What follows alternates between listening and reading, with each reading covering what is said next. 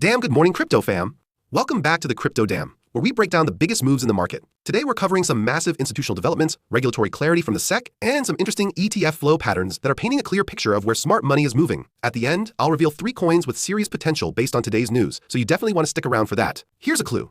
Institutional infrastructure plays a major role in my analysis today. One of these coins has a direct connection to the partnerships we're about to discuss. Keep watching to find out which ones made my list. Let's dive into today's news. Michael Saylor is making waves again with his latest proposal for nations to build Bitcoin banks. The MicroStrategy chairman is advocating for governments to establish Bitcoin-backed digital banking systems. His vision involves countries creating sovereign Bitcoin reserves and building financial infrastructure around them. Why does this matter? We're seeing a shift from Bitcoin as just an asset to Bitcoin as foundational financial infrastructure. This isn't just corporate adoption anymore. We're talking about nation-state level integration. Remember this, it's crucial for the analysis coming later. Standard Chartered and Coinbase are deepening their partnership to build institutional crypto infrastructure. This is huge. They're expanding their alliance to develop trading, custody, and financing services specifically aimed at institutional clients. Standard Chartered is a major traditional banking player, and their commitment to building out crypto services with Coinbase signals where the institutional money is headed. This partnership is about creating the rails that big money needs to move into crypto safely and compliantly. Keep this in mind for the coins I'm about to discuss. XRP is having a moment on social media and in the markets. The bulls are gaining serious ground over the bears, and here's the data to back it up. Spot XRP exchange-traded funds just recorded their 19th consecutive day of net inflows, with over $20.1 million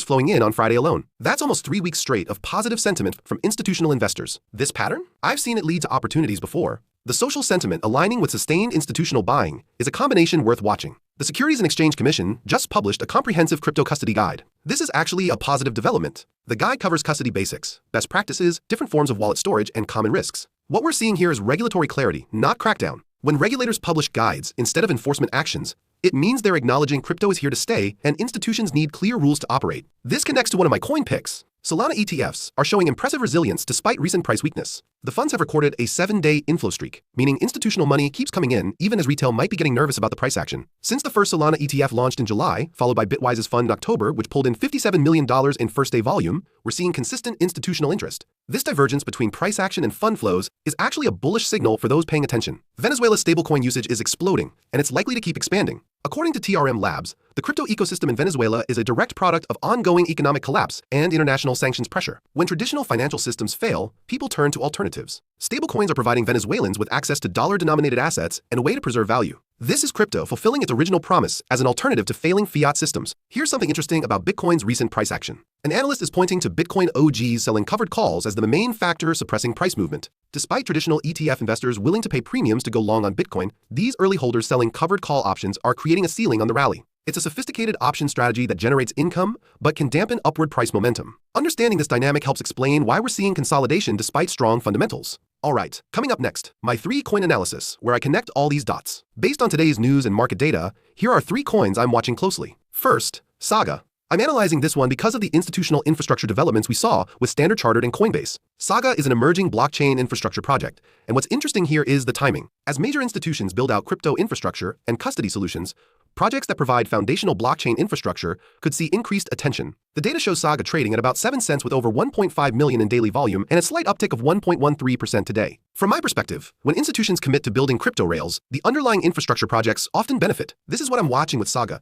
It's positioned in the infrastructure layer that institutional partnerships need to function. My personal take is that the institutional custody guide from the SEC also supports this thesis, as clearer regulations mean more institutional deployment. Second, Cross. Based on the data we're seeing around institutional partnerships and the need for interoperability, Cross is interesting because it focuses on cross-chain connectivity. The Standard Chartered and Coinbase partnership isn't just about one blockchain. Institutional clients need to move between chains efficiently. Cross is trading at around 13 cents with about 1.5 million in volume, down slightly at 1.16%. What I find compelling is that as institutions build out infrastructure, they need solutions that work across multiple blockchains. The data suggests that interoperability becomes more valuable as the institutional ecosystem expands. I'm observing how cross-chain projects perform as we see more traditional finance players enter the space. This is my personal analysis based on the infrastructure trend we're seeing accelerate. Third, Voxys. Now this one might seem different, but hear me out.